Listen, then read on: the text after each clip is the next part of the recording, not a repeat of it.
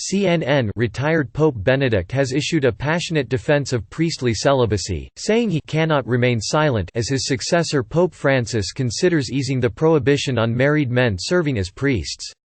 What has Benedict said? Benedict made the comments in a book that he co-authored with Cardinal Robert Sarah, which will be released in France on Wednesday.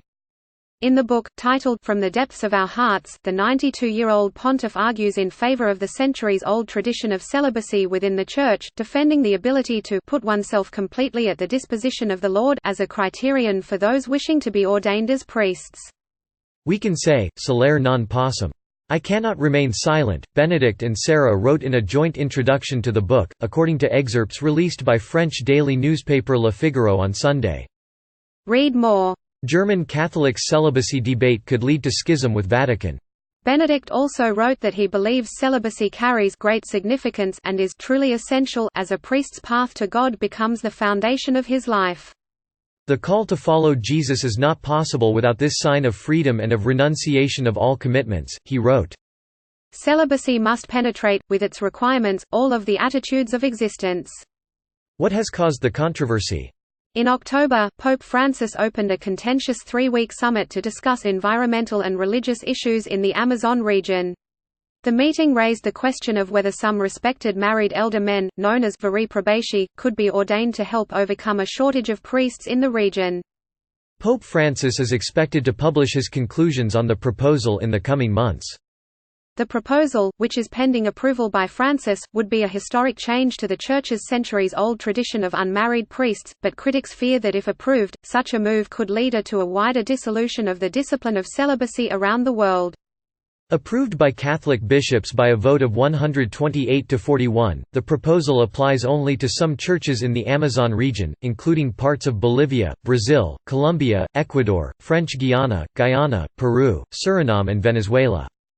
Allowing married men to become priests is not the same thing as allowing priests to marry, so the change would not affect the rule of celibacy for Catholic priests, who are not allowed to marry.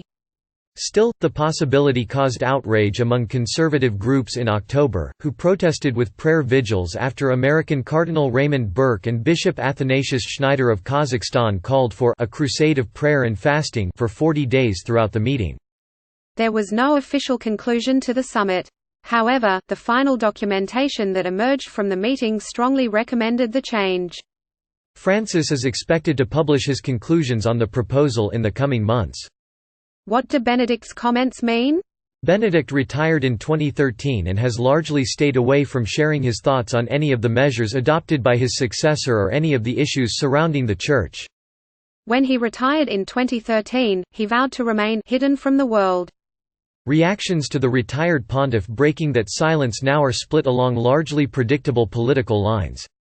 Supporters of Francis, such as British biographer Austen Ivereigh, have suggested it's inappropriate for a former pope to comment on a decision currently being weighed by the sitting pope.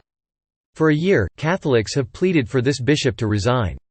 He finally did.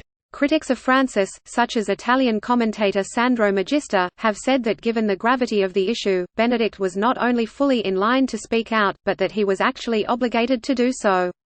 It remains to be seen whether Benedict and Sarah's comments will have any impact on Francis's decision. When he faced a choice in 2016 about opening communion to divorced and civilly remarried Catholics, Francis met with significant internal opposition, but in the end the pontiff decided to forge ahead.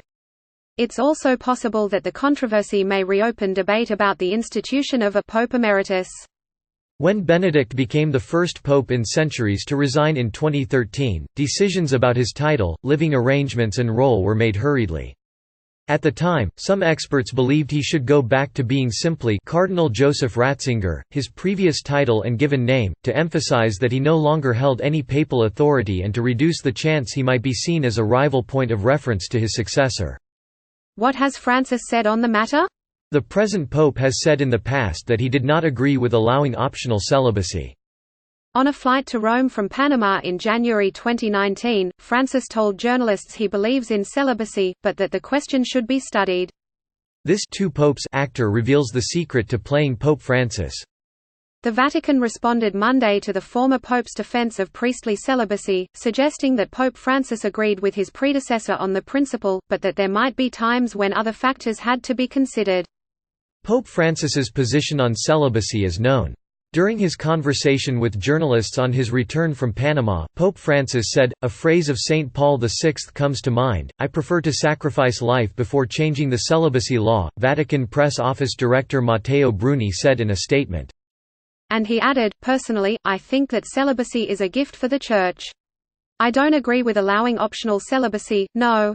There would only be some possibility in the most remote areas. I think of the Pacific Islands, when there is pastoral needs there, the shepherd has to think of the faithful.